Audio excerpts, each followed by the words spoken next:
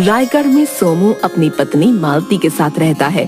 सोमू और मालती दोनों खेतों में काम करते हैं, लेकिन धनीराम जमींदार सभी का शोषण करता है। दोपहर के वक्त सभी लोग अपने अपने खेतों में काम कर रहे थे। तभी अपने नौकर ध्यानचंद के साथ जमींदार धनीराम आया। अरे वाह वाह, क्या बात है, सभी लोग अपना अपना काम अच्छे से कर रहे हैं। अरे ओ सोमू। जी मालिक, कहिए। इस बार मेरा कर्जा देना मत भूलना, वरना अच्छा नहीं होगा। मैं पिछली बार की तरह माफ नहीं करूंगा, समझे? मालिक साहब, मैं समय से पहले आपके पैसे पहुंचा दूंगा। बाकी सभी भी कान खोलकर सुन लो कि मेरे पैसे समय से पहुंच जाने चाहिए, समझे? चलो ध्यानचंद। मालिक, सभी को ये बता दीजिए कि आप कौन हैं। तुम पागल हो? सब लोग धनीराम को भली भांति जानते हैं। नहीं मालिक, मैं पागल कैसे हो सकता हूँ, और अगर पागल हूँ तो आपके साथ कैसे रह सकता हूँ? मालिक, आप किसी पागल को अपने साथ थोड़े ही रखोगे। ध्यानचंद, अपना मुंह बंद करो और मेरे साथ चुपचाप चलो। ठीक है मालिक, लेकिन मेरी एक बात समझ में नहीं आई। बोलो। कमअक्ल इंसान, क्या समझ नहीं आया? मालिक, ये लोग आपसे पैसे लिए भी नहीं हैं, फिर भी आपका कर्जा इनके ऊपर कैसे हो गया? अक्ल के दुश्मन, इन सभी को कभी ना कभी उधार की जरूरत पड़ी थी, तब मैंने इन्हें उधार दिया। बस तब से लेकर अब तक ब्याज चल रहा है, और साथ में मेरा हुक्म भी। ये नगर हमारा है, मैं यहाँ का जमींदार हूँ। अगर ये यहाँ रहेंगे तो मुझे ब्याज के पैसे देंगे, वरना इनको सब कुछ छोड़ कर जाना होगा। सभी पर राज करने के लिए दिमाग की जरूरत होती है, दिमाग की। मान गए मालिक आपको, गरीबों का खून चूसना कोई आपसे सीखे। क्या कहा तुमने? हाँ? कुछ नहीं मालिक, कुछ नहीं। अपनी अक्ल का ही इस्तेमाल कर, आज मैं मालिक बना हूँ, समझे कमअक्ल इंसान? समझ गया मालिक, बिल्कुल समझ गया। तभी धनीराम और ध्यानचंद ने खेत में काम करते लीलू को देखा। लीलू अकेले काम कर रहा था। तभी धनीराम ने लीलू से कहा, लीलू, लाओ भाई, अब मुझे इस बार के ब्याज के पैसे दे दो। मालिक, मेरे पास अभी पैसे नहीं है। मुझे अभी पैसे चाहिए। मेरे पास अभी सच में पैसे नहीं है मालिक, मैं सच बोल रहा हूँ, थोड़ा वक्त और दे दीजिए मालिक। ठीक है, पैसे ना सही, अपने दोनों बैल मुझे दे दो। अब मेरे छोटे छोटे बच्चे भूखे बैठे हैं मालिक, अगर मेरे बैल भी आप ले गए तो उन्हें 2 वक्त का खाना भी नसीब नहीं होगा, रहम करो मालिक। मैं तुम पर कोई रहम नहीं करूंगा। ध्यानचंद, इसके दोनों बैल घर ले चलो, जो पैसे नहीं देगा हम उसके साथ ऐसा ही करेंगे। गरीब आदमी लीलू के बैल लेकर दोनों घर चले गए। तभी उन्होंने देखा कि मंत्री उनके घर पर बैठा हुआ है। आइए आइए मंत्री जी, ये हमारा सौभाग्य है कि आप हम गरीब लोगों की झोपड़ी में पधारे। धनीराम जी, आप तो भोले भाले गांव वालों को खूब लूट रहे हो, इतने के बाद आप गरीब कैसे हो सकते हो? आप भी कुछ कम नहीं हो। तभी तो हमारी ये दोस्ती है। दोनों बैठकर बातें करने लगे। अगले दिन शाम के वक्त सोमू और मालती दोनों खेत में काम कर रहे थे। कुछ देर में दिन छिप जाएगा, मुझे लगता है कि अब हमें घर चलना चाहिए। अभी हम कुछ ज्यादा काम भी नहीं कर पाए हैं। हाँ, सुबह आकर कर लेंगे, क्योंकि अभी बहुत देर हो जाएगी। खेत में पानी की बहुत जरूरत है, तुम घर चलो, मैं आता हूँ। तभी वहाँ धनीराम ध्यानचंद के साथ फिर से आ गया। सोमू। जी मालिक। घर जा रहे हो?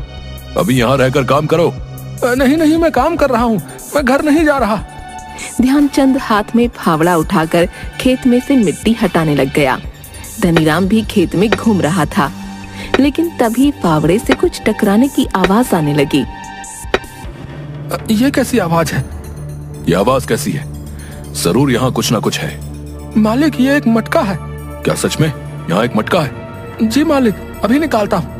हाँ, जल्दी निकालो बाहर। सोमू ने मटका बाहर निकाला। धनीराम ने मटका लिया और खुशी से नाचने लगा। वाह वाह, बहुत अच्छा, बहुत अच्छा। एक और मटका, अब मैं अमीर हो गया, मेरे पास बहुत सारा धन दौलत हो गया। ये मटका मुझे मिला है तो ये मेरा हुआ ना? इस नगर में हर किसान के खेत पर धनीराम का हक है, समझे? ये मटका मेरा है। मेरे खेत में मिला है तो आप इसे नहीं ले सकते। ये नगर मेरा है और मंत्री जी मेरे मित्र हैं, इसलिए अपना मुंह बंद रखो। नहीं तो मैं मंत्री जी को ये मटका दे दूंगा और तुम्हें कारागार में बंद करवा दूंगा। मालिक, ये मटका मुझे दे दो, मैं गरीब आदमी हूँ, इस मटके से मेरे परिवार का भला हो जाएगा। नहीं, मैं ये मटका तुम्हें नहीं दूंगा। सोमू और मालती उदास होकर अपने घर चले गए। रात के वक्त अपनी झोपड़ी में मालती उदास बैठी थी। तभी सोमू ने पूछा, अब तुम्हें क्या हुआ? तुम इतनी उदास क्यों हो? हमें किस्मत से धन मिला था और वो भी हाथ से जाने दिया। मैं कर भी क्या सकता था, वो बहुत ताकतवर लोग हैं, राजा साहब से हमें झूठा फंसवा देते। हाँ, लेकिन उस बुरे इंसान के पास धन क्यों रहे? मुझे लगता है कि हमें राजा साहब की मदद लेनी चाहिए, उन्हें सब सच बता देने की हिम्मत करनी होगी। मैं भी यही चाहता हूँ, लेकिन हम ऐसा कैसे कर सकते हैं? हम कल राज दरबार में चलेंगे। हमारे राजा बहुत दयालु और ईमानदार हैं। मुझे राजा साहब पर पूरा विश्वास है कि वो इस पापी से हमको बचा लेंगे। तुम कहती हो तो ठीक है, वरना जमींदार के खिलाफ बोलने की कोई हिम्मत नहीं करता है। अब तुम सो जाओ, सुबह राज दरबार चलेंगे, सब ठीक हो जाएगा।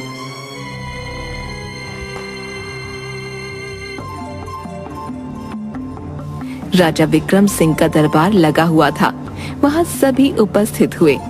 तभी मंत्री ने सभी से कहा, कहिए, कौन क्या क्या समस्या लेकर आया है? मंत्री जी, हम भी एक समस्या लेकर आए हैं। गांव के जमींदार धनीराम ने हमें बहुत परेशान किया हुआ है। अच्छा, वो धनीराम? अरे तुम पागल तो नहीं हो गए हो? धनीराम जैसे सज्जन व्यक्ति के लिए आरोप लगा रहे हो? मंत्री, क्या तुम धनीराम को जानते हो?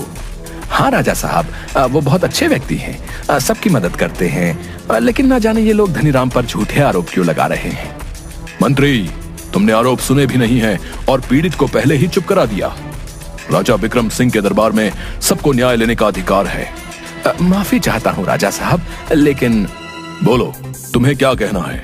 राजा साहब, मैं और मेरी पत्नी खेत में काम करते हैं, लेकिन धनीराम आकर आधी फसल ले जाता है। और हद तो तब हो गई जब मुझे सोने से भरा एक मटका मेरे खेत में मिला और उसे भी धनीराम ले गया। इतना सुनकर मंत्री के होश उड़ गए।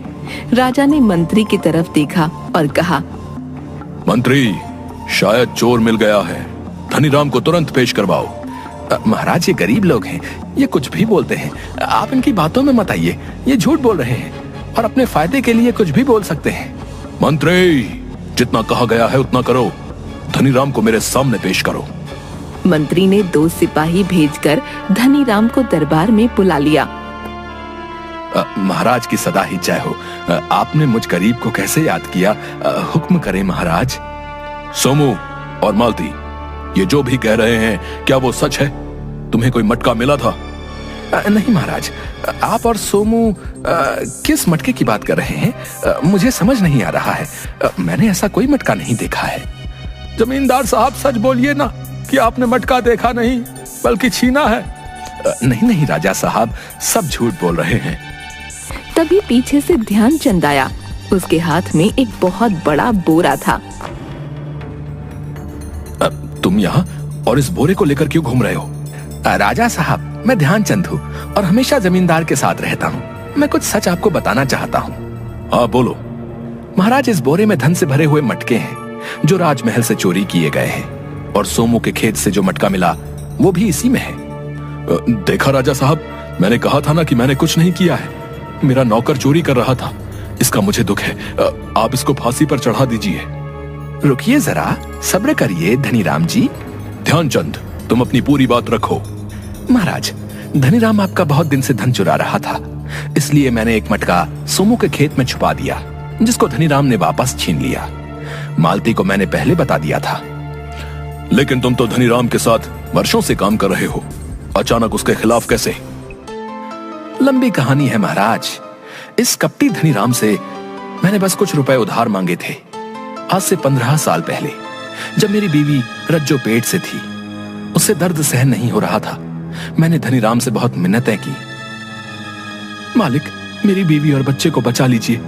अगर मैं अभी उसको नगर की आया के पास न ले गया तो उसकी मौत हो जाएगी। मुझे उससे क्या फायदा होगा? कल मरे सो आज मरे, मेरे पास कोई पैसे नहीं है।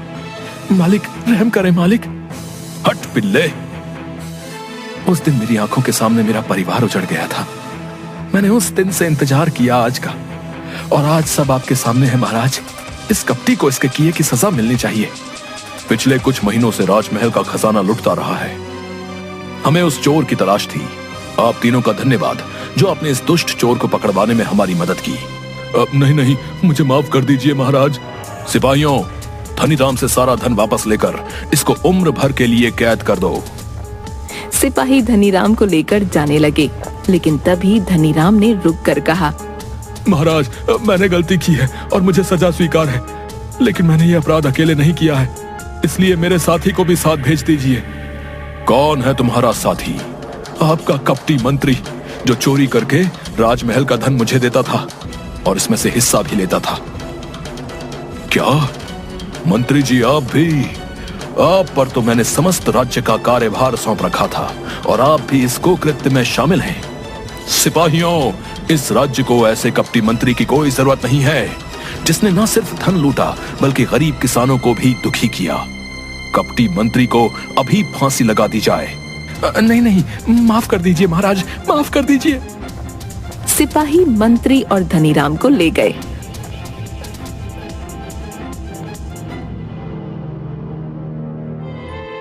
राजा ने सोमू, मालती और ध्यानचंद को इनाम दिया और राज दरबार में नौकरी भी दे दी।